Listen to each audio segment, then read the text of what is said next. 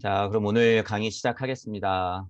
지난 시간에 침묵의 소리 1장 침묵의 소리 소 제목으로 있는 침묵의 소리를 했고요. 오늘은 2장 두 갈래 길을 할게요. 아, 제가 이제 어쨌든 블라바츠키의 위치도 대강 여러분이 이제 짐작을 해보시면 좋고, 무와 무주와 제가 자주 그리는 이 경계와 그 다음에 우주와 지구와 나와 에고 이렇게 있을 때 일장의 전체적인 위치는 나와 에고와의 환해고리를 극복해내는 상태 정도를 전체적으로는 이제 말했다고 보면 되는 거고요. 중간중간에 뭐 단어 설명이라든가 의미라든가 뜻이라든가 그런 것들을 이제 왔다 갔다 하면서 요 세상들을 얘기하고 있지만 전체적으로는 그렇다는 거죠. 침묵의 소리라고 하는 것은 우리가 이해해야 될 거는 여기서 들려오는 소리다라고 보면 되는 거예요. 침묵의 소리라고 하는 것은. 자, 그리고 나와 에고와의 싸움, 차크라로 봤을 때는 여러분 이제 천부경적으로 제가 본 차크라의 의미는 여기가 사성이에요. 이쪽이 나와 에고하고 싸우는 게 사성이고 환오가 되는 거는 지구 섭리의 이치와 우주 섭리의 이치를 아는 정도 환오.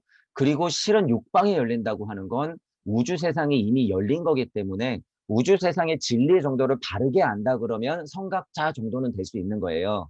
천부경 이치로 봤을 때. 그리고 우주를 확실히 벗어나서 이 위치에서 우주를 바라본다. 우리 우주를 전체적으로 바라본다. 이랬을 때 이제 6차크라에서 7차크라까지를 올라간 거죠. 근데 천부경은 그게 끝이 아니죠. 팔방이라고 하는 것은 한 방향이라고 하는 것은 영역의 힘이 강한 방향이기도 하고 신성을 만나러 가는 곳이기 때문에 무주 세상에 닿거나 아니거나 무에 가려고 하는 상태까지를 말할 수 있는 거예요. 우리식으로 보자면. 그래서 실은 우리가 천부경을 공부하고 무부경을 아는 여러분들은 훨씬 그 개념보다 상위에 있어요. 몇 단계 상위에 있다. 그 구루마다 좀 다르고 불교마다도 또 다르고 종교마다도 다르잖아요. 저희는 어쨌든 무의 핵심에서 얘기하기 때문에 그 어떤 종교라든가 어떤 사상 철학에 비해서 굉장히 상위에 있다는 거예요. 제가 강의하는 내용 자체들이. 그래서 그런 부분들을 여러분들이 알고 보시면 돼요. 전체적으로 보는 거 이거 두 갈래 길도 이제 나오겠지만 이 우주 세상을 벗어나는 쪽에 포인트가 있다는 거예요. 우주 세상을 벗어나는 쪽. 그리고 무주 세상을 역시나 퉁쳐가지고 이것을 뭐 얘기하고 있다. 근데 구체적으로 나눌 수 있다는 거죠, 우리는. 그런 포인트들을 알고 이 글을 전체적으로 한번 같이 쭉 읽어보는 방향으로 할게요. 그리고 제가 줄쳐놓은 거 있고 빨간색으로 해놓은 거 있으니까 그쯤 가서는 이제 추가 설명을 조금 하는 걸로 하고 어려운 얘기는 특별히 없어요. 우리가 이제 뭐 단어 같은 거를 모르기 때문에 어려운 거지. 그런 것들을 또 파기 시작하면 여러분은 어떻게 된다? 지식의 늪에 빠져버린다. 우리가 그 인도 철학, 그 경전, 뭐 그거 공부하려고 하는 게 아니에요. 우리는 절대 그런 게 아니다. 여러분 이걸 또 예를 들어서 뭐 이 요가에 관해서 또 뭐가 막 나왔다. 쿤달리니 어쩌고 저쩌고 하니까 막 거기에 빠져가지고 그걸 다 띄어야지 뭔가 이거를 절대 안 돼요, 이거. 절대 안 된다. 우리는 더 강력한 이치를 알기 때문에 그 이치적 위치에서 바라보고 여기서 이치를 반대로 캐내면 그만이다 라고 하는 거예요. 여러분들 눈에는 다 보이니까 이런데 또 얽매이지 마시라는 소리예요. 전체적인 스토리를 쭉 이해하고 넘어가면 그걸로 된다는 거죠. 자, 입장은 침묵의 소리, 그 정도 이제 위치에서 나와 에고에 관한 그 관계, 그리고 그것들을 극복해 나는 차크라의 관계들, 뭐 이제 이런 쪽으로 얘기를 했던 것 같아요. 자, 2장 두 갈래길 읽어볼게요. 자, 오 자비의 스승이여. 다른 사람들에게 길을 가르쳐 주어라. 승인받기 위하여 문을 두드리는 사람들은 달콤한 대법의 문이 활짝 열리는 것을 보기 위해서 무지와 어둠 속에 기다리고 있다. 이런 느낌, 이제 여러분 깨달음을 위해서 공부하시는 분들은 다 느끼는 거예요. 이 그대로, 이 그대로. 지원자들의 목소리가 말하길, 자비의 스승인 그대여, 가슴의 가르침을 나타내 보이지 않으렵니까? 그대의 종을 해탈의 길로 이끌어 주시지 않으렵니까? 서양 사람이 인도 철학이라든가 동양 사상을 봤을 때는 이런 식으로 표현할 수밖에 없겠죠. 그걸 다시 우리가 해석해서 보는 거기 때문에 뭐 비전학파라고 하는 우리가 이제 뭐 밀교 쪽이라고 볼 수 있는 가르침이죠. 가슴의 가르침이라고 하는 느낌은 벌써 좀 다르잖아요. 반대 개념이 눈의 가르침이라고 하는 게 있대요. 그래서 눈의 가르침과 가슴의 가르침 두 가지가 있다. 비전합학 쪽에서는 가슴의 가르침을 가르치는 것이고 눈의 가르침은 현교, 드러나 있는 종교들의 가르침이다. 이렇게 약간 나누어서 생각해 보면 좀 편하겠죠. 스승께서 말씀하시길 길은 둘이요 위대한 대완성은 세 가지이며 몸을 지식의 나무로 바꾸게. 이거 이제 뭐 우리가 앉아서 차크라 공부할 때 꼬아서 올라가는 뭐 방향 차크라 4개 있고 5개 있고 6이 있고 7차크라가 땅 하고 열리는 느낌 이런 것들을 기본적으로 알고 생각해 보면 천부경하고 같이 연결해서 생각해 보면 굳이 어려운 개념은 아무것도 없다는 거죠. 뭐 둘이라고 해서 이 둘이 뭘까 또 팔 필요도 없고 세 가지라 그래서 이 세 가지가 뭘까 팔 필요도 없고 뭐 지식의 나무다. 그래 지식의 나무가 뭘 의미하냐 그래서 너무 팔 필요 없어요. 뻔하죠. 뻔하지. 지식의 나무는 내 몸을 말하는 것이고 세 가지라는 거는 갖다 붙이기 나름인 거예요. 천지인이 될 수도 있고 천부경적으로 봤을 때 길은 둘이라 그랬을 때는 깨달음을 과정으로 봤을 때는 나를 극복하고 우주를 만나러 가는 길 이렇게 될 수도 있지만 이치적으로는 음과 양의 길이 있다는 거예요. 그게 어차피 같은 설명이에요. 이것보다 훨씬 상위 개념으로 우리가 지금 제가 방금 설명해 본 거예요. 그러니까 그거를 너무 어렵게만 생각할 필요는 없다. 길은 둘이요 위대한 대완성은 세 가지이며 몸을 지식의 나무로 바꾸게.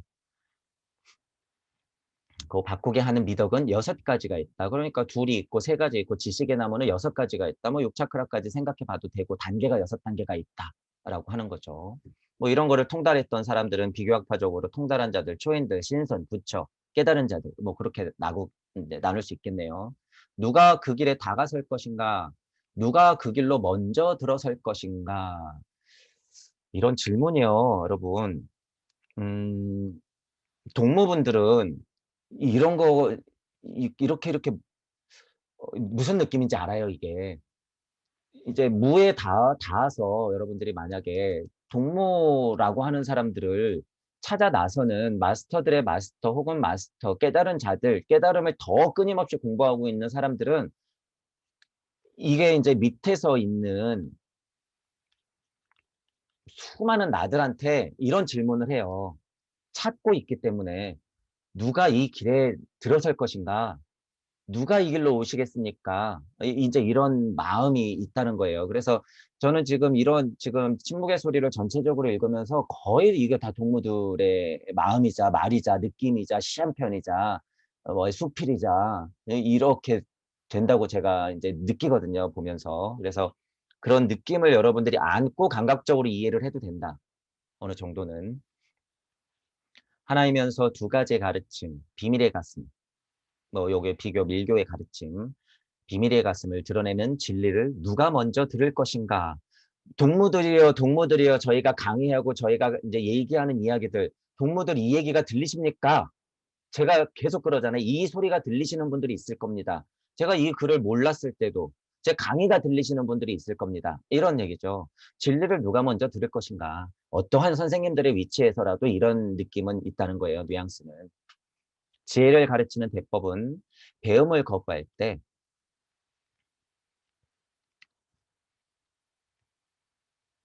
배움을 거부할 때 고뇌의 이야기를 보여준다. 아, 가련하도다. 모든 인간은 아레아식을 지니고 있어서 그 위대한 혼과 하나가 되어야 하는데 알라야를 지니고 있어도 그들에게는 그것이 아무런 소용이 없구나. 동무분들을 기초적으로 봤을 때도 무심에서 무력은 다 알고 있는데 우주 세상의 지구에 살고 있는 나는 이것을 전혀 모르고 산다. 아, 안타깝다. 원래 알려 지니고 있어도 그들은 전혀 모르는구나. 보아라, 잔잔한 물결 위에 반사된 달처럼 알라야는 작은 것들과 큰 것들, 아주 미세한 원자들 속에서도 반사되지만 모든 사람들의 가슴에는 이르지 못하는구나. 아, 슬프도다. 비존재에 대한 인식, 존재하는 사물들에 대한 올바른 인식, 값으로는 이게 값으로는 헤아릴 수 없는 진리를 배우는 은혜. 극소수의 사람들만이 이 선물을 누리는구나. 근데 여러분 이거 잘 느껴지시죠? 이제 여러분 각자의 위치에서 깨달음의 위치를 봤을 때 이 그냥 세상과 평화를 얻었다고 했을 때 그러지 못하는 사람들을 볼 때 굉장히 안타까움이 있단 말이에요. 심지어 그리고 우주 세상의 이치까지 어느 정도 알아. 그래서 우주를 바라볼 수 있을 때는 더 안타까워요. 안타까움이 여기는 극에 달해요, 실은. 여기 와서는 안타까움이 극에 달한다. 적어도 우주 세상에 올라와지 방편이 생기고 다시 똥막대기로서 서로 섞일 수 있는데 이 이치를 깨닫고야 말겠어 하고 그냥 보살급이 아니라 니르바나에 빠져버리고 말겠다라는 것에 대해 되게 안티적으로 말하잖아요. 지금 이 책에서도. 그게 다 이 위치에 있다는 거예요. 이 위치. 이 위치. 이 위치에서 보면 방편을 생각 안 하고 벗어나려고 하는 감각이 세기 때문에 그렇다는 거예요. 자, 그런 상태는 일단 알아두시고 이런 느낌들을 보시란 말이죠. 옛날 경전에도 이렇게 써 있었다는 거죠. 알라야라고 하는 것은 작은 것들과 큰 것들, 저도 육방세계에서 거시세계와 미시세계를 자꾸 왔다 갔다 거리라고 그러잖아요. 그게 이런 의미예요. 작은 것들과 큰 것들, 아주 미세한 원자들 속에서 반사도 되지만 이치라고 하는 것은 속속들이 다 숨어 있고 무질이라고 하는 것은 여러분이 지금 숨쉬고 먹고 자고 있는 모든 것들에 그냥 펼쳐져 있는 것인데 사람들은 모른다라는 거죠. 다 반사되어 그 속에서 비치고 있는데 이 진리, 이치, 섭리, 순리, 도리는 그 무력은 다 뻗치고 있는데 사람들 가슴에는 이르지 못하는구나. 안타깝다. 그런 말이죠. 그래서 이런 것들에 대한 인식이 없다라는 거예요. 소수의 사람들만이 이런 깨달음의 길로 가는구나. 바른 깨달은 착한 노예는 이제 끝도 안 돼요, 여러분. 그거는 차지하고 생각하셔도 돼요, 이제. 제자는 이렇게 묻는다. 오 스승이시여, 지혜에 이르기 위해서는 무엇을 해야 합니까? 이거 속으로 다 질문하는 거죠. 오 현명하니요, 완성을 얻기 위해서는 무엇을 해야 합니까? 깨달음을 위해서 마음 공부를 하시고 깨침을 위해서 계속 정진하시는 분들은 속으로 이런 질문을 계속 한단 말이에요. 나는 어디서 왔고 나는 무엇을 위해 살고 있고 남들은 왜 존재하면서 나는 이 공부를 왜 하는가? 또는 어떤 길로 가야 되는가? 완성하기 위해서 내가 무엇을 준비해야 되는가? 이런 질문을 수없이 한단 말이에요. 도의 길을 찾아라. 그러나 제자여, 그대가 여행을 떠나기 전에 그대는 먼저 그대의 가슴을 깨끗이 해야 하느니라. 그대가 첫 발을 내딛기 전에 그대는 먼저 허위와 진실, 덧없는 것과 영원한 것을 구별하는 것을 배워야 하느니라. 우주적 섭리의 이치 정도는 깨닫고 와야 된다 그 소리예요. 그래서 그 기초적인 작업이 평화로워야 된다. 속세에 너무 끄달리고 있는 그 물질력을 어느 정도 버려야 된다. 그것이 극복되어서 다시 오기 전까지는 실은 비우고 평화로워지고 벗어야 되는 게 맞죠. 근데 너무 거기에만 초점이 맞춰져 있어서 안타깝다. 그런 얘기고 무엇보다도 머리로 터득한 지혜와 혼이 지혜, 즉 눈의 가르침과 가슴의 가르침을 구별하는 것을 배워라 라고 하는 거죠.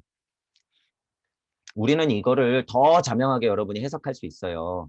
서양 사람들의 눈에는 그냥 물질력에 이제 끄달려 있기 때문에 눈의 가르침과 가슴의 가르침이라는 포인트를 나누어서 지금 봐야 돼요. 그래서 영화 같은 데 보면 제가 전에도 말했잖아요. 조금 깨달았고 뭐 분위기 잡으려고 그러고 뭐 혼란스럽다 그러면 갑자기 어딘가에 앉아가지고 막 명상하는 척 하는 거죠. 다 쓸데없죠, 실은 그거. 그래서 눈의 가르침과 가슴의 가르침 이렇게 구분 지으면서 그 서양 사람들이 동양을 뭐 이렇게 막 존경에 맞지 않는 그런 어떤 이상한 환상, 망상들을 갖고 있단 말이에요. 그런 식으로 여러분은 생각할 필요가 전혀 없다는 거예요. 전혀. 더 이치적으로 봤을 때 눈의 가르침과 가슴의 가르침은 물질력과 그것이 아닌 이치에 가까운 것을 구별하면서 생각하면 돼요. 이거를 꼭 벗어버릴 필요도 없다는 거예요. 에고하고 싸워서 이겨버렸으면 에고 안에서도 충분히 즐기면서 살 수 있다. 무지는 꽉 막혀 있는 공기가 없는 통과 같은 것이리니 호는 그 무지의 통 안에 갇혀 있는 새와 같다. 새는 지저귀지도 못하고 깃털 하나도 움직이지 못한다. 호는 아무 소리도 내지 못하는 가수처럼 무력하게 앉아 있으며 끝내는 지쳐 죽어 가느니라. 뭐로 이런 느낌을 설명한 거죠. 그래서 뭐 허위와 진실, 덧없는 것과 영원한 것 이런 것들을 분별할 수 있는 것, 한 발자국 뒤로 물러서서 내가 도대체 무슨 짓을 하고 있지? 한 발자국 물러서서 이 사회를 바라보면서 이 사회가 도대체 왜 이렇게 돌아가는 거지? 하는 그런 구별 능력, 허위와 진실, 덧없는 것과 영원한 것 이런 것들, 그런 것들에 통하지, 그런 것 기초적인 것들에 통하지 않은 사람은 아무 소리도 내지 못하는 가수처럼 무기력해진다라는 거예요. 대부분의 사람들이 다 그렇죠. 대부분의 사람들이. 그러나 그렇게 무지할지라도 길을 밝혀주고 안내할 혼의 지혜가 없는 머리로 터득한 지식보다는 더 낫다. 이거 보세요. 이거 제가 여러 번 강조한 거랑 좀 비슷한 뉘앙스예요.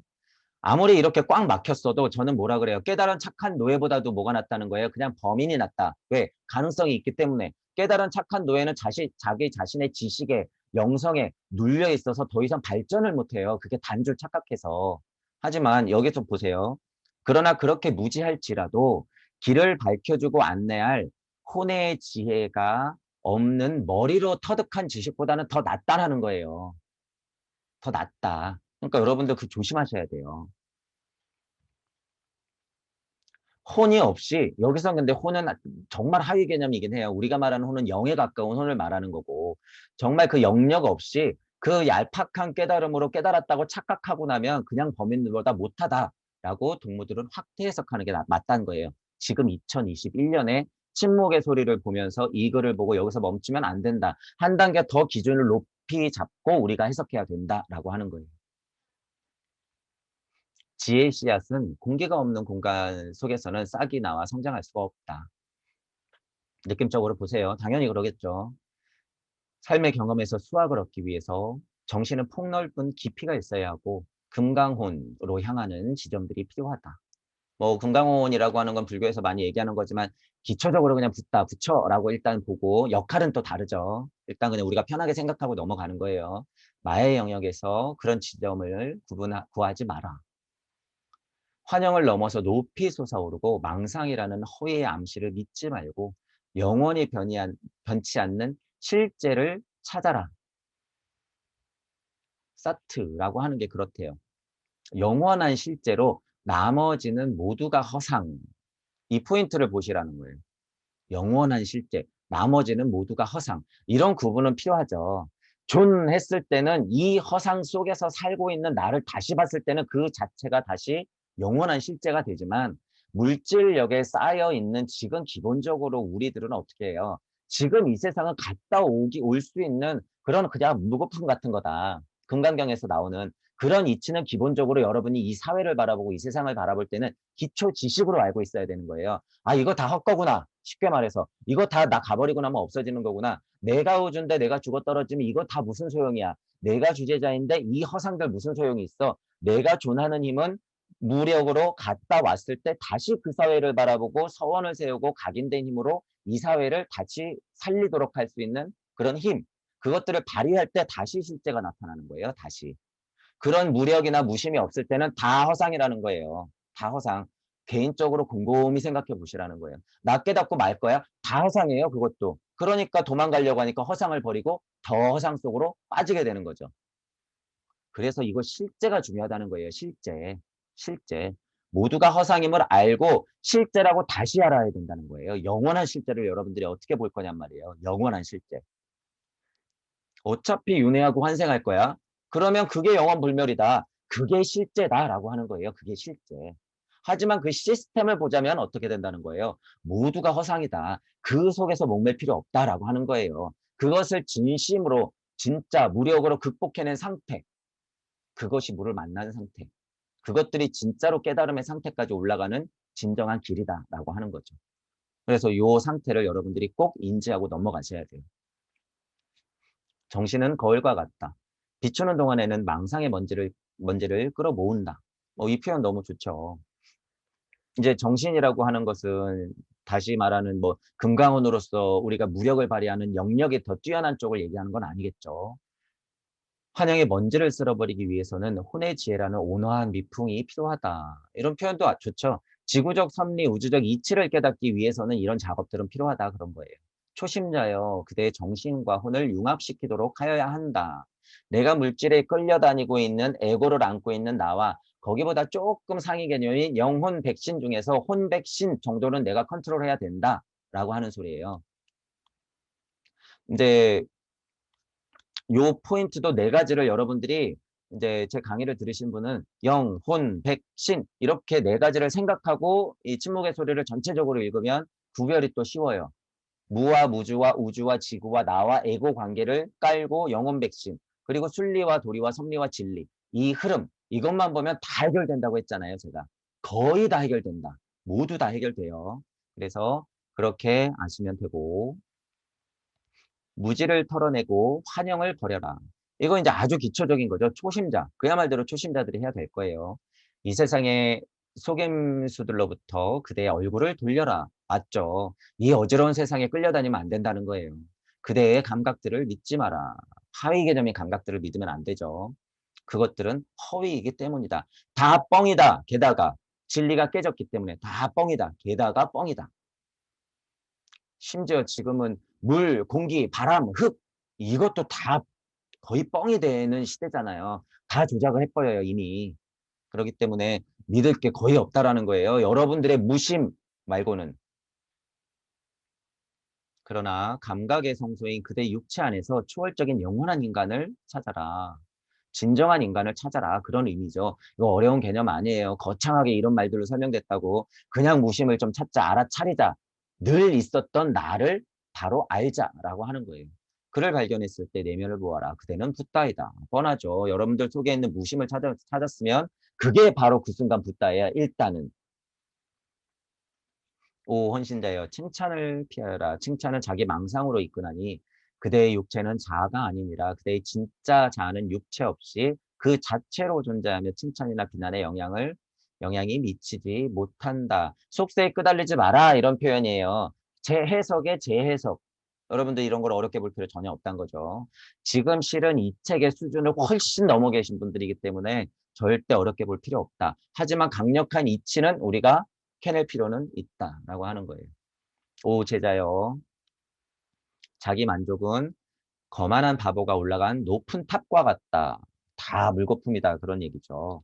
그는 자만으로 가득 찬 고독 속에 앉아서 자신을 제외하고는 그 누구도 그를 인식하지 못하나니 이런 느낌 알죠? 이런 느낌. 현명한 자는 허위의 배움을 거부한다. 이 포인트 보세요. 일단 말 자체.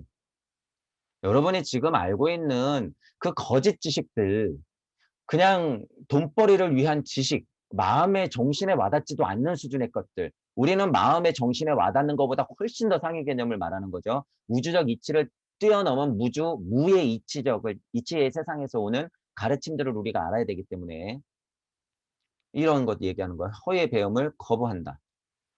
허위의 배움은 선법에 의한 바람 속에 흩어져 버려요. 제가 그래서 결국에 돌고 최고의 석학들이나 이런 공부를 여러분들이 하고 하다가 어떻게 된다 그랬어요? 그거 다 물거품인 거 깨닫고 다시 돌아온다 그랬죠. 그 어렵게 공부해서 뭐 할 거예요? 결국에. 아, 내가 지금 지식욕에만 이렇게 빠져 있었구나. 아, 나는 우주도 못 벗어난 상태였구나. 아, 난 우주의 먹잇감이 되는구나. 아, 내 죄가 이러니까 수미산보다 큰 거구나. 아, 이 일을 어쩔고. 이렇게 되는 거예요, 이렇게. 여러분들 절대 그렇게 되면 안 된다. 선한 법률은 교만한 자들, 겸손한 자들 모두에게 똑같이 도나니 이것도 중요한 포인트예요. 신기하게도 우주적 이치하고 지구적 섭리의 이치는 어느 정도 깨달은 이치, 순리력으로 낮게 있는 하위자들한테는 여기서 만약에 순리와 도리가 이렇게 흐르고 있는데 여러분 우주적 이치를 깨달아서 자기가 여기 있다 그래서 순리와 도리적 이치를 여러분이 극복을 못해요. 그러면 순리와 도리가 있는 이 신선 세상의 신들은 어떻게 봐요? 네 아무리 우주 깨쳤지? 그거 끝이 아니야. 선한 법률은 교만한 자들이나 겸손한 자들, 심지어 우주 세상 안에 있는 그 진리라고 하는 것들 안에서 끄달리고 있는 사람들한테는 똑같이 적용된다는 거예요. 그러니까 자만하지 말라는 여기 뭐 자만하는 얘기 나왔잖아요. 자만으로 가득 찬. 이런 얘기가 나오는 거예요. 절대 그러면 안 된다는 거예요. 동무분들은. 절대 그러면 안 된다. 눈의 가르침은 대중을 위한 것이고 눈의 가르침이 영 필요 없다는 거 절대 아니에요. 이런 뉘앙스를 또 받아들이시지 말고 가슴의 가르침은 선택된 자들을 위한 것이다. 단계로 봤을 때는 눈의 가르침을 알고 선택된 자들을 위한 가슴의 가르침으로 넘어가야 되기 때문에 과정이 있어요. 그 과정을 아셔야 되고 눈의 가르침을 아는 자는 자만 속에서 말하느니 거기에만 빠져 있으면 자만 속에서 말하게 되는 거예요. 장사만 하게 되는 거고 더 큰 뜻을 못 보고 꼴랑 말해봤자 인류의 정도 말하는데 민족 정신에 너무 묻혀 있거나 자기 지식에 너무 빠져 있거나 남 얘기 안 듣거나 이런 식으로 발현이 되죠. 눈의 가르침을 쫓는 사람들은. 그래서 제가 자꾸 지식의 늪, 미로 이렇게 얘기하잖아요. 그 안에서 여러분은 벗어나야 된다는 거예요. 보아라 나는 알고 있도다. 가슴의 가르침을 아는 자는 겸손하고 조용하게 말하느니 나는 이와 같이 들었도다. 들었도다. 이렇게 하는 거는 구전에 내려오는 그 방법이래요. 요거 한번 보세요. 근데 이게 어느 수준을 얘기하는 건지 여러분들 또 여기서 빠지면 안 돼요. 제가 전에도 얘기했을 거예요. 깨달은 사람들은 이쁘게 앉아서 좋은 말만 한다. 우주적 이치만 깨달은 사람들은. 가슴의 가르침을 아는 자는 겸손하고 조용하게 말하느니 위치가 딱 여기서 들통이 나죠. 우주적 이치를 깨달은 딱 에오만큼의 위치라는 게 여기서 딱 들통이 나요. 지금 이 가르침 자체가 알고 있도다 그래 놓고서 이 위치를 설명하면 어떻게 해요? 무심을 얘기해야지. 안 되는 거예요. 겸손하는 건 맞는데 조용하게 말한다 이런 표현이 나올 수가 없어요. 무심을 알아서 지금 이 수많은 나들이 고통을 겪고 있는 게 아는데 어떻게 조용히 말해요? 모르긴 몰라도 그 전에 예수나 그 부처들은요 어떨 것 같으세요 여러분? 저항정신이 엄청났을 게 뻔해요. 그러니까 상도 뒤집고 저항한 거예요. 바리새파들하고. 그런 마음을 알았을 때는 조용하게 말하니 이런 말 다 헛거라는 거예요. 헛거. 이런 건 들을 필요가 없다는 거예요. 동무분들은 그렇게 들어야 된다는 거예요. 동무분들은. 오 제자여 거대한 채는 가슴의 가르침을 지칭하는 이름이다. 선한 법률은 쉴 새 없이 빠르게 돌아간다. 밤낮으로 무가치한 껍질에 황금의 나달로부터 날려버리고 소매 가루로부터 찌꺼기를 날려버린다. 카르마의 손이 법률을 안내하고 그 회전은 카르마의 마음의 고동을 나타낸다. 체라고 하면서 이런 찌꺼기들을 다 걸러낸다고 하는 거죠. 그런 작업들은 기초적으로 필요하다라는 거예요. 진정한 지식은 밀가루이고 허위인 지식은 껍질이나니 그러니까 채로 자꾸 쳐갖고 걸릴 필요는 있죠. 한 걸음 물러서서 그 세상을 바라보고 구별해내는 것. 그대가 지혜의 빵을 먹고 싶으면 아무리 불사라네요. 불사의 깨끗한 물로 반죽하지 않으면 안 된다. 그러나 그대가 껍질을 가지고 마야의 이슬로 반죽한다면 그대의 죽음은 검은 비둘기들, 즉 탄생, 노쇠, 비애, 의 새들을 위한 먹이만 만들 수 있다. 물질력 우주 안에서 윤회하고야 만다 그 소리예요. 그냥 여기서 계속 윤회하고야 만다. 체의 역할, 체라고 하는 것. 이런 것들은 이 경전에 나와 있는 표현이겠죠. 체의 역할은 분명히 필요해요. 여러분들이 물질력에 끄달려 있을 때 그것을 극복한다라는 의미로는 자기만의 각자의 체가 있어야 되는 거죠. 각자의 체가. 어떤 사람은 근데 이치도 걸러내요. 이 우주 세상에서 이게 무슨 말이냐면 스타일이 다르기 때문에 어떤 사람들 강력한 이치인데 그 체에서 그냥 걸러버린단 말이에요. 그게 밀가루인지도 모르고 껍데기인 줄 알고 다 걸러버려요. 동무분들은 그거를 귀신같이 체크해내는 게 중요하다는 거예요. 예를 들어서 지금 이 침묵의 소리를 읽으면서 아 나는 이게 좀 스타일이 안 맞아 나 이거 무슨 얘기인지 도저히 모르겠는데 그러고 그냥 넘어가 버리면 이렇게 강력한 이치들이 많은 책도 어떻게 되는 거예요? 한낱 그냥 글자밖에 안 된다는 거죠. 글자밖에. 그렇기 때문에 그런 말로 봤을 때는 밀가루도 이치인데 내가 내보낼 수 있다. 그것은 잘못된 건 아니에요. 동무분들도 다 그러고 저도 그럴 수 있기 때문에 배움의 단계라든가 스타일에 따라서 다르다는 소리예요. 하지만 적어도 동무분들은 어떤 글을 보든지 간에 이치를 캐낼 수 있는 능력은 기본적으로 갖고 있는 게 좋다라는 거예요. 떨어지는 낙엽만 봐도 깨달을 수 있다. 그대가 아라한같이 되기 위해서는 만물을 사랑하기를 그만두어야 한다고 들었다면 그들에게 말하라. 거짓이라고. 이건 무슨 말이에요? 아라한같이 되기 위해서는 만물을 사랑하기를 그만두어야 한다고 들었다면 그들에게 말하라. 거짓이라고. 이제 우리가 에어를 했으니까 그 느낌을 보면 만물을 사랑하는 것 자체도 이 생각을 하면 안 된다는 거예요. 일단 벗어나는 입장에서 봤을 때는 이 만물을 사랑하는 것 자체 어떤 뉘앙스냐면 인스타 감성, SNS 감성 같은 걸 생각해 보세요, 여러분. 아, 세상은 평화롭죠. 너무 아름다워요. 오늘도 구름이 너무 깨끗하고 너무 청정하네요. 이게 깨달음하고 여러분 무슨 상관이 있어요, 도대체? 지금 이런 게 보통 사람들이 이런 자연에 대한 감탄이 모든 만물을 사랑하는 마음. 아, 강아지 고양이 막 자기 남편보다도 막 더 소중해. 이거 만물을 사랑하는 그런 차원으로 봤을 때는 그거 그만둬야 하죠. 그거 그만둬야 돼요. 그런 차원의 만물을 사랑하는 것은. 하지만 그런 차원이 아니라고 하는데도 만물을 사랑하기를 그만둬야 한다고 하는 거는 다 거짓이다라고 얘기하는 게 오히려 맞다라는 거죠. 그들에게 말하라. 거짓이라고. 그런 구분을 하셔야 된다는 거예요, 여러분들은. 그대가 자유를 얻기 위해서 그대의 어머니를 혐오하고 그대의 자식을 경시해야 하며 그대의 아버지를 부인하고 그를 집주인이라고 불러야 한다고 들었다면, 그리고 인간이나 동물에 대한 모든 연민을 포기한다고 들었다면 그들에게 말하라. 그들의 혀가 거짓말을 하고 있다고. 딱 이 마음이에요. 깨달음이 좀 많지 않은 사람들은 우주에서 벗어나서 그걸 보기 때문에 다 부정한단 말이에요. 다 부정해. 모든 연민을 포기해야 된다? 말이 돼요, 여러분 이게? 지구 세상에 없는 사람들이 얘기하는 거예요, 이게. 다 포기해라.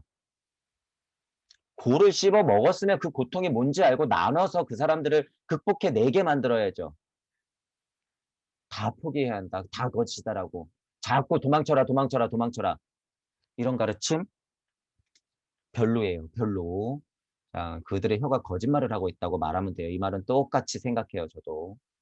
이와 같이 브라만의 고행자들은 가르친다. 만약 그대의 죄는 행위에서 생겨나고 지복은 절대적 무행에서 비롯된다고 배웠다면 그것은 잘못된 가르침이라고 말하라. 이런 구분, 저도 여기에는 동감하는 바예요. 죄나 과오를 단절시킴으로써 인간의 행위를 멈추고 정신을 해방시키는 것은 윤회하는 자아를 위해서는 도움이 되지 않나니 가슴의 가르침은 이렇게 가르친다. 눈에 다름하는 외적이고 비존재하는 것들의 구현이로다. 이런 마음을 알아야 된다는 거예요. 그저 벗어나려고 하면 안 된다라고 하는 거죠. 그저 벗어나려고 하면 안 된다. 위험하다라는 거예요. 오히려 그것이. 가슴에 다름하는 보디, 영원불멸의 심지의 구현이로다. 뭐 보디, 붓디, 붓다, 신성한 지혜 뭐 이런 의미겠죠. 가슴과 눈 이렇게 이분법적으로 이제 말하죠. 그거를 구분할 필요는 있어요. 그래서 가슴의 가르침을 들어라. 그것이 영원불멸의 신지의 구현이다. 현존하는 힘이다라고 하는 거예요.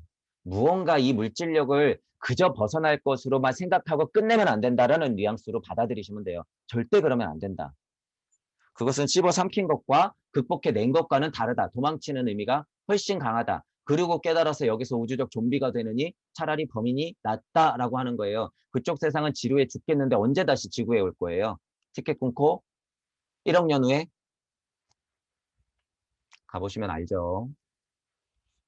기름과 심지가 깨끗할 때 등불은 밝게 타나니 그것들을 깨끗하게 하기 위해서는 청소 도구가 필요하다. 불꽃은 청소하는 과정을 느끼지 못한다. 이 표현도 너무 좋죠. 나뭇가지들은 바람에 흔들리지만 본체가 되는 줄기는 흔들리지 않는다. 본체가 되는 줄기가 흔들리니까 문제죠. 확장을 해서 우리가 고찰해 본다면. 하지만 이 불꽃은 얘기가 좀 다르죠. 불꽃 자체는 불꽃 자체는 그냥 불꽃이기 때문에 청소하는 과정을 느끼지 못하죠. 나무는 흔들릴 수 있어요. 아무리 단단한 나무라도 태풍 불면 뭐 부러지겠죠. 그런 의미로 이해를 하면 재밌다라고 하는 거예요. 깨달음의 과정에서도 그렇다는 거죠. 불꽃처럼 흩어지더라도 불꽃 자체로 존재했으면 된 거예요. 그게 존재의 힘이에요. 존재의 힘. 근데 뉘앙스는 알죠. 본체가 되는 줄기는 흔들리지 않는다. 이 뉘앙스는 아니까 그렇게 한 번씩 다른 쪽으로 확대를 해석하면서 넘어가시면 돼요. 행위나 무행위를 그대 속에서 찾을 수 있다. 그대의 몸은 동요도 하지만 그대의 정신은 고요하고 그대의 혼은 산속의 호수처럼 투명하다. 물질력은 나를 끝없이 괴롭히지만 정신은 고요하고 혼은 산속의 호수처럼 투명하다라고 해요. 지금 정신과 혼을 구별하죠. 그리고 여기는 뭐 또 영이 있겠고. 우리는 영, 혼, 백, 신 이렇게 일단 크게 나누고 정신이라고 하는 거는 혼보다 하위죠. 실은 여기가 혼이고 정신은 여기 하위 개념. 실제로 내가 스파크를 잃으면서 생각하게 하는 것, 그게 정신. 오 제자여, 그대는 시간의 주기에 얽매인 수행자가 되길 원하는가? 우주 세상 이치에서 여러분이 빠져 살겠습니까? 그 소리예요. 시간의 주기. 이것도 쉬운 말은 아닌데 알아채야 돼요. 이게 중요해요, 여러분. 무주 세상과 우주 세상 제가 경계를 자꾸 얘기하잖아요. 이게 끝으로 보면 절대 안 된다는 거예요. 시간의 주기에 얽매인 수행자가 되길 원하는가라고 하는 건 우주적 이치를 크게 깨달았다 그래도 여기는 시간의 주기의 시공의 공간이란 말이에요. 우리가 인지할 수 있는 4차원 시공의 공간이에요. 여기서 조금 벗어났다 그래서 그거를 극복해낸 상태라고 오해하면 안 된다는 거예요. 아, 여기가 니르바나 경지구나. 나는 여기서 벗어나서 부처로 가야지. 땡. 우주적 좀비. 사람들과 떨어져서 교만에 가득 찬 채 고독하게 어두운 숲속에 앉아있기만 하면 궁극의 자유라는 목표에 다다를 것이라고 믿지 마라. 제발. 나무뿌리나 풀뿌리를 먹고 히말라야 눈으로 갈증을 없앤다면 궁극의 자유에 이르게 될 것이라고 믿지 마라. 제발. 이것이 밀교의 가르침이라 그러면 뭐 밀교든 뭐든 상관없어요. 이게 맞으니까. 근데 깨달은 착한 노예분들은 어떻게 될 게 뻔해요. 이제 비대면이야. 집에 처박혀갖고 유튜브만 보면서 그냥 평화롭다가 죽고 끝나는 거예요. 한 달에 150만 원씩 주면 그거 받아서 먹고 사는 데는 걱정 없겠죠. 직업으로 조금만 더 일하면은 뭐 250, 300 받을 테니까. 깨달은 착한 노예들, 저항하지 못하는 내가 진짜 참나를 찾았다고 착각한 채로 그저 이 윤회의 굴레에 계속 돌고 있는 나를 발견하는 거죠. 그거를 눈치채고 윤회 몇 번에 알게 된 사람들은 어떻게 되는 거예요? 애호나 성철 스님처럼 되는 거예요. 아, 내가 착각했구나. 이렇게. 그런데 깨달은 착한 노예, 지금부터 나오실 깨달은 착한 노예분들은 어떻게 되는 거예요? 그럴 가능성이 굉장히 힘들다라는 거예요. 그럴 가능성이. 그들의 작업이 지금 그거라는 거예요. 그들의 작업. 영혼 백신의 일체화를 통해서 무력으로, 무심으로 다가가는 것을 자기들의 특권처럼 자기들만이 누리려고 하고 있는 것이 그들이 지금 찾고 있는 건데 그게 쉽게 되진 않아요. 다 나기 때문에 그들이 바보처럼 그걸 몰라요, 지금. 그걸. 그러니까 이 세상이 이렇게 깨진 거예요. 다 나면은 이 세상을 이렇게 만들어야 절대 그렇게 못 만들죠. 그러니까 멍청이들이죠, 멍청이들. 우리가 가르쳐줘야 돼요, 지금 이 사실을. 회유해야 된다 그러면 그들조차 회유해야 되는 게 우리들 동무들의 목표예요. 제가 자꾸 그들그들 하면서 현실 세상을 안티적으로 말하고는 있지만 이 세상을 너무 깨트려 놨고 사람들을 고통스럽게 하기 때문에 그런 얘기할 때는 제가 그들그들 거리면서 욕은 하지만 그들조차도 회유 대상이고 깨달음의 대상이에요. 동무분들은 그렇게 생각하셔야 돼요. 똑같은 사람이에요. 똑같은 사람. 이 위치에서 보면요. 불쌍해요. 불쌍해. 이런 마음도 여러분들이 이해하실 거예요. 뼈를 부수고 살과 근육을 잘라내는 것이 그대와 침묵의 대화를 합의시킬 것이라고 생각하지 마라. 이런 것들 착각하지 말라는 거예요. 산속에서 명상 조용히 앉아가지고 졸음만 극복하고 있는 거지 그거는 명상이 아니다. 호흡만 하는 것은 똥배만 늘리는 것이지 기초적인 대사를 안 하면서 앉아서 기만 돌렸다가는 일찍 죽는다. 100%예요, 여러분. 호흡했던 사람들 평균 연령이 150살은 돼야죠. 왜 이런 얘기가 안 나와? 왜 우리 큰 스승의 큰 스승, 옛날 스승들만 150년씩 살았대요, 왜? 호흡들은 그렇게 하고 명상들은 그렇게 하면서 현실을 바라보고 인정을 해야 할 건 인정을 해야 돼요. 안 되는 건 안 되는 거예요. 지금 2021년 영혼 백신을 그냥 그저 그렇게 순수하게 돌리는 게 낫지 그런 옛날 가르침들에 여러분 빠져있으면 시간 낭비라는 거예요. 시간 낭비. 호흡할 거면 명상할 거면 실질적으로 혈액과 근육의 조화를 이루면서 여러분들이 수련을 해야 된다는 거예요. 수련을. 그 간단한 이치를 접목해서 하셔야 돼요. 오, 그림자의 희생자요. 그림자라고 하는 것은 물질력 가득 묻은 에고의 육체를 말한대요. 그대가 육체의 죄를 정복하면 그대의 의무가 자연스럽게 그리고 인위적으로 완수될 수 있다고 생각하지 말지어다. 이런 과정 다 쓸데없다 그 소리예요. 지복을 얻은 자들은 그와 같이 하는 것을 경멸하도다.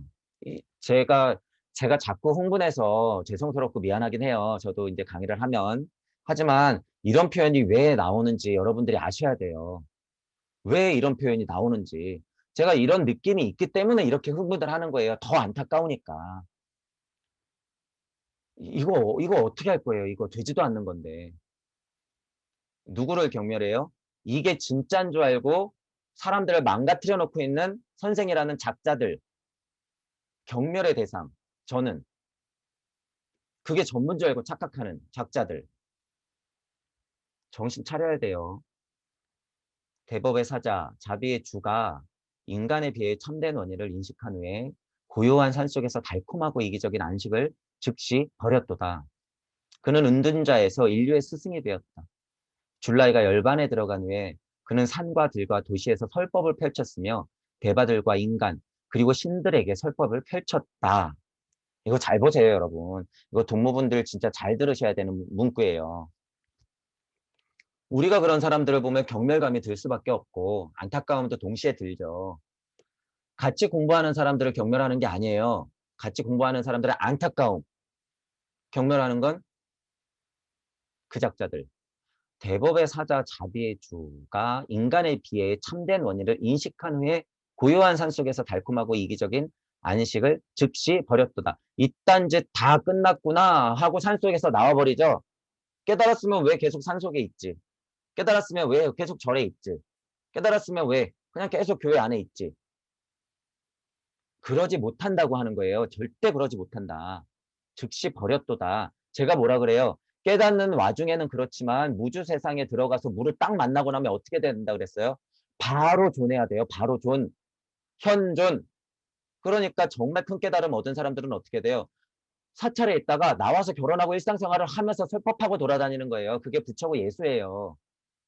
훌륭하신 분들이죠. 지금 2021년도에 오해를 많이 나와서 문제점도 많이 안고 있으나 부처와 예수가 많이 나온다는 의미는 깨달은 착한 노예를 말하는 게 아니다라는 소리예요. 다 버려야 돼요, 여러분. 즉시. 그 즉시 그는 은둔자에서 인류의 스승이 되었다. 인류, 스승, 누구예요? 동무들. 가짜 선생님들 말고, 그 경명스러운 가짜 선생님들 말고. 줄라이가 열반에 들어간 후에 모든 붓다, 뭐 붓다라고 이해하시면 돼요. 그는 보세요. 산과 들과 도시에서 설법을 펼쳤다. 때와 장소를 가리지 않고 설법을 펼쳤다. 무에 닿았던 동무들은 무력으로, 무심에서 나오는 무력으로 어떻게 해야 돼요? 수많은 동무들, 수많은 나들에게 그 사실을 알릴 의무가 있다. 대바들과 인간, 그리고 신들에게 설법을 펼쳤다. 이거 보세요, 이거. 인간과 신들에게 설법을 펼쳤대요. 인간과 신들. 이거 높은 수준이죠. 그런데 여기서 말하는 신들은 여러분 지금 우주적 신 얘기하는 거예요. 우주적 신. 여기서 극복한 신조차도 별로 말하고 있는 게 아니라. 그러니까 여기서 깨달은 이제 요즘 깨달은 많은 분들도 실은 신에게 설법을 하고 있는 거예요. 신에게 설법을 하고 있다. 우리가 흔하게 보는 선생님들의 위치는 거의 이 정도는 되기 때문에 신에게 설법을 펼치고 있다. 우주적 이치 정도야. 그것을 씹어 삼켜가지고 내가 창조해냈다 하는 게 신에게 설법을 펼쳤다라고 하는 거예요. 창조를 어떻게 볼 것이냐. 신에게 설법을 펼칠 수 있는 것이 창조예요. 이치도 틀어서 더 바른 이치로 알려주는 게 동무들의 역할. 알고 보니까 여태까지 이치라고 했던 게 깨져 있었네. 자, 너 그거 맞는 거라고 설법했던 너 신 하나. 너 그거 잘못 뻥이었네. 고쳐. 그거 잘못된 이치야. 요새는 또 그거 안 통해. 너 바꿔야 돼. 신들에게 설법을 펼치는 거예요. 이치를 창조적으로 현실에 맞게 2021년 지금 맞는 현실로 풀어내는 것이 신들에게 설법을 펼치는 것이다. 이런 의미를 여러분들이 아셔야 돼요. 그것들이 동무의 역할이다. 그래서 제가 책 한 편을 읽더라도 어떻게 해야 된다 그랬어요. 아주 쉬운 책이라도 이치를 캐내서 그거를 창조해서 여러분들이 어떻게 해야 돼요? 사람들에게 알려야 된다는 거예요. 알려야 된다.